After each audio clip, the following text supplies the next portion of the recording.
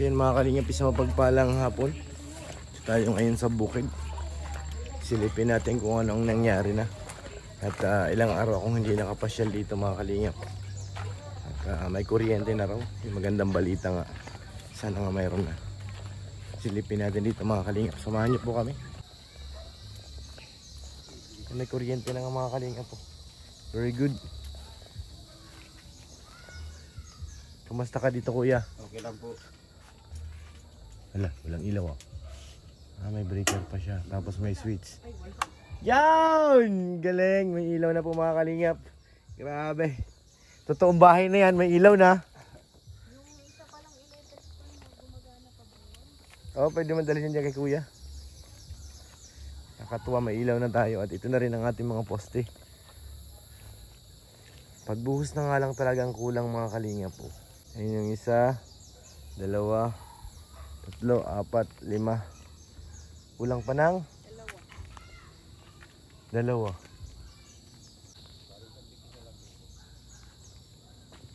Ay, nandun pala yung barya sa ano. Bukas pa naman po ya. Bukas pa yon. Punta ka dito sik ng umaga. Huwag na daw padugo. Sabi ng viewers, bawal daw. Ayaw nila maniwala sa padugo. Ayaw. Ay, nandito yung bakal natin silalim. Dito po. Okay. Pinakliban po. Pwede ka rin sumilip sa bahay mo ay. Balik ka na lang dito ulit. Siyang dumating. Diba ikaw? Nalitoy pa kitang dumating. May ilaw na pati. Bahay na talaga yan. Pwede na mag-disco-disco dito. Extension lang kailangan mo dalhin dyan. Anong sabi niya no? Nang naglakad. Okay na, wala na tayong anong sabi Wala ito. na. Wala nang sinabi nung naglakad. Ng Kuryente. Wala na po. Ayat na tayo na yan. Okay.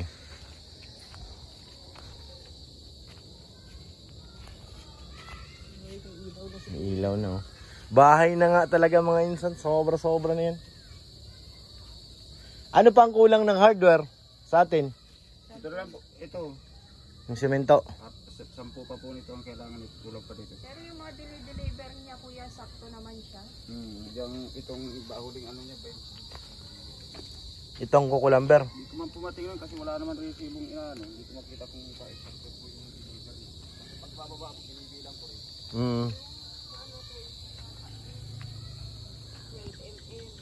Di ba may nasa iyo ang screenshot ng ano? Ng resibo. Hindi pa sila Pieces.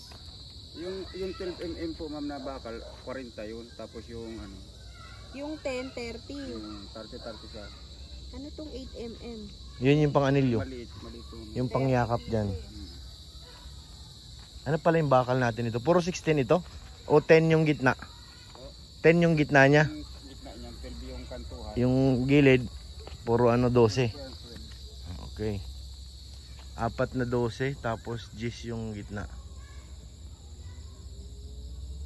Medyo matibay-tibay na rin yan. Pwede na nga yan pang second floor ay. Ganyan. Pwede na yan abang second floor. Di maaga ko dito. Yung barya nandyan ha.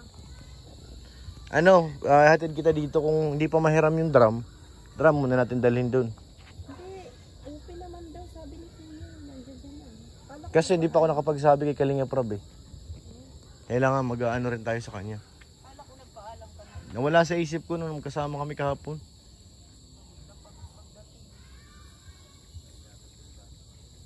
Dapat ako nang mapunta kaninang umaga. Kasi hindi ko na lahat nakakahapon. Bakit?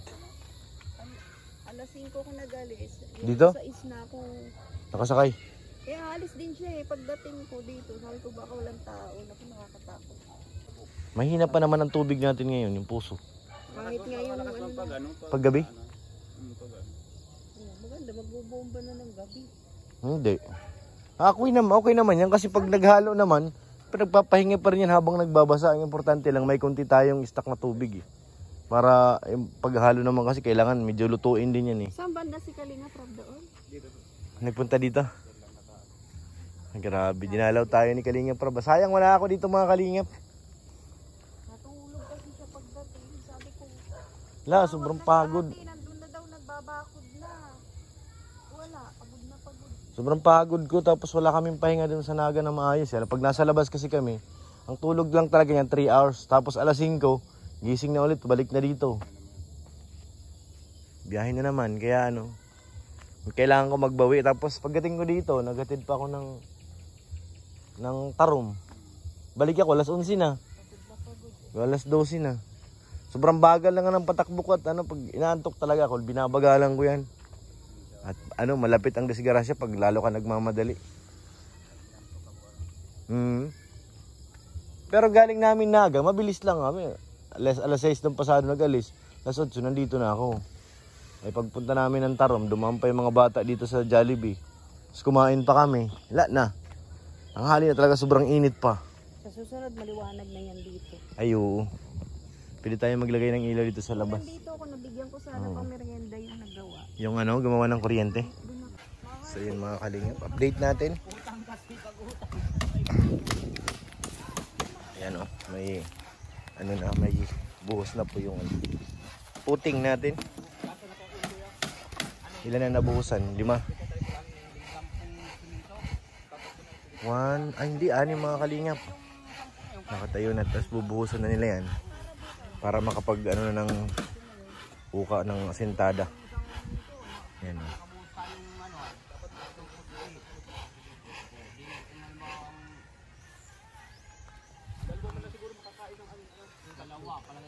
Ayan o, galing o. Nakakatuwa mga kalingap. Kikita mo yung ano, improvement.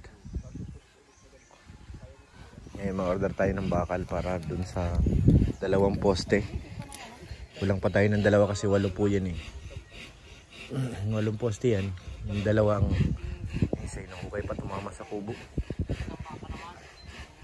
Yun dun sa tabi ni Sigmaya may isa pa dyan na ano, hukay. Excuse me po.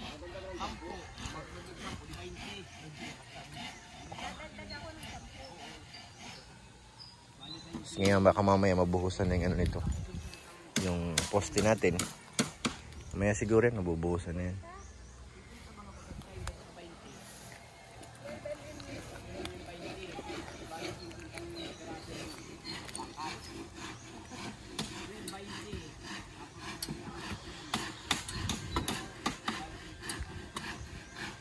Ganda na mga kalingap.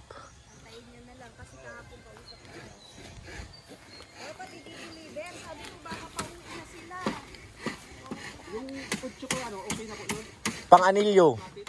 Okay na po. Okay na yun yung pang-anilyo mo? Yung gagamitin ano ay, gas man natin ang gagamitan natin dito. Oo, 10 mm na. Pati yung mga pang-dowels, horizontal. Kompleto man na yan, yung stirrup na yan. Ah, kompleto na yun.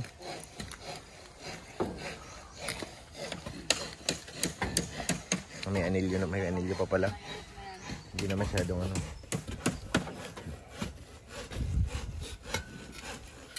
Nilagyan ng barya yung kuya, yung bago bubusan.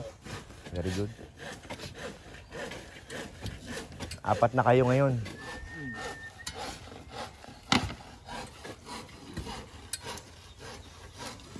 Pag nabuhusan mo na, mahukay naman para sa hollow blocks. Para sa wall footing na po. Maabang na naman tayo ng ano yung parang tartay din na maliit. Oo.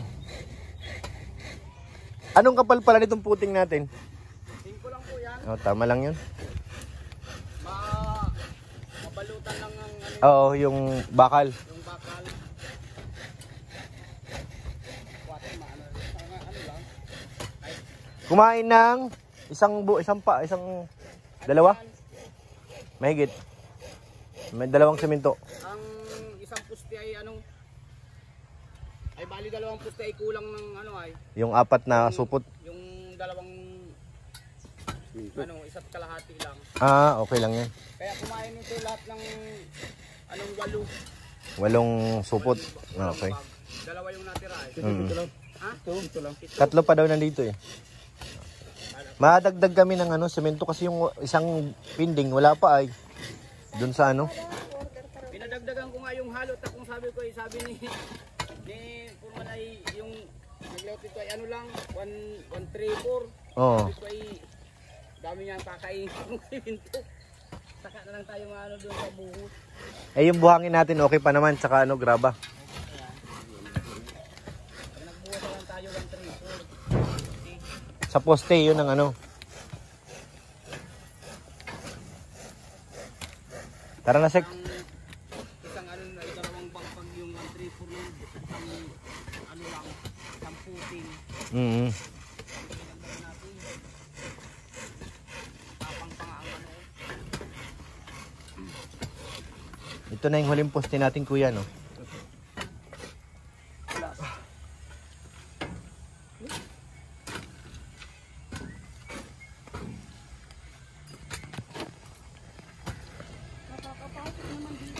Nakapasok yun. Ano naman yun ang gamit? Yung tri-bike, ay yung 3 gulong. Yung chariot, o yun ang ano. Kakayanin ba yung 30 ang bakal mo? Kaya yun. Semento pa. Kaya yun. Matibay yun. Tara na. Para maka-order ako. Paano na lang, kuya? Patingin-tingin. Baka ano? Baka hindi matumbok na mag-deliver ay. Oo, ayan ako na lang.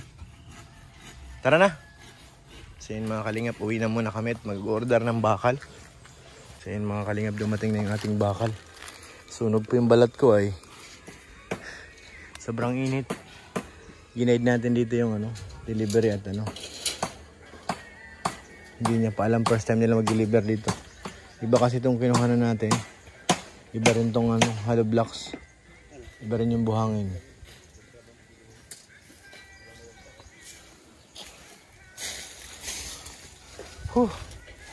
Sobrang init, grabe.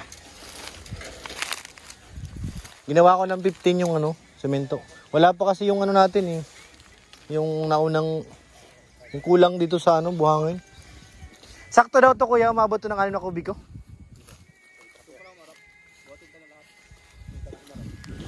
Oo, para isang ikot lang. Yan.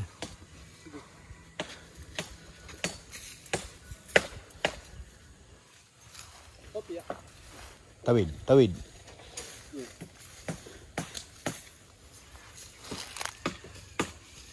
Gumagawa na si tatay dyan ng forma para sa poste. Big.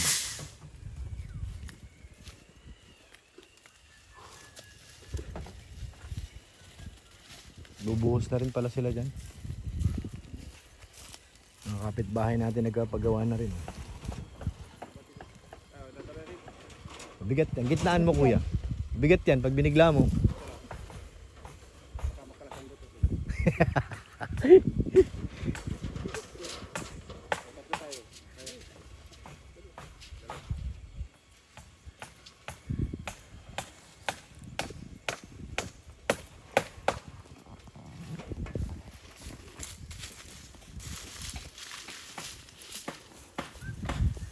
Kulangan natin. Siguro magdagdag man tayo dyan, yung konti na lang sa bakal.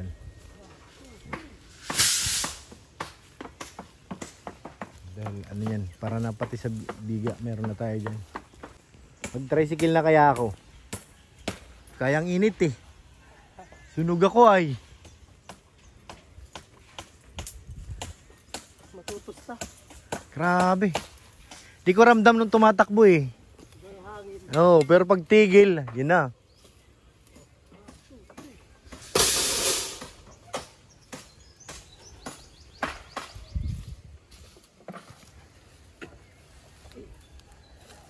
Yung sa hollow blocks natin yan, yung pinakaputing niya, dalawa lang yun, di ba? Dalawang 12mm lang ang ano, nakabaon. Yung tali. Kala ko hindi pa sila nakapagkabit ng ano ay. Oo. Kaya bumili ako. Wala sa isip ko kahapon eh. Pwede rin to. Tali kaya. Pag may gawa ng ano kapal. Kuya, unahin mo na lang yan. Butas na eh.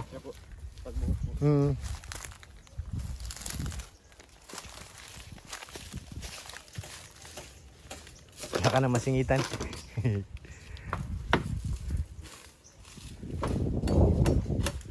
Talaga buhay naman ang construction mga kalingap. Meron dun. Sa taas kaso may bakod doon. May daanan yan doon.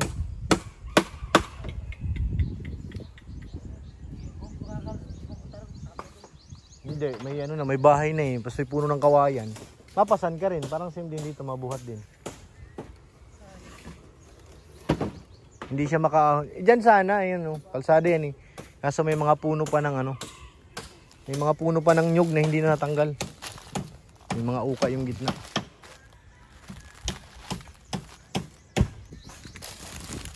Kaya nagtaas din ang presyo ay. As baga ng ano ito parang ikarabagin pa na karaan. Parang 25 lang o 27. Dito, gagamitin niyo ito. Yan para sa mga po. Yan. Maraming salamat po. Huwag po natin kalimutan suportahan si Kuya Bal. Kanyang mga upload. Si Kalinga Prab at si Ate Edna para mas marami pa tayong matulungan. Shoutout po kay Ate Ani. Kay Ate Ani Haramilla. Kay Ate Ami. Shoutout po. Salamat po. Thank you po. Kay Ate Jenny. Thank you po. Kay Ate Ofi 34. Salamat po. Kay Ate Elizabeth. Dami mga salamat ate. At kay Madam Judge. Thank you po. Sa Love and Care Group. Maraming salamat po sa inyo. At sa inyo lahat mga kalingap. Huwag po natin kalimutan siyempre mag-like at mag-share sa ating upload. Maraming salamat po. God bless po.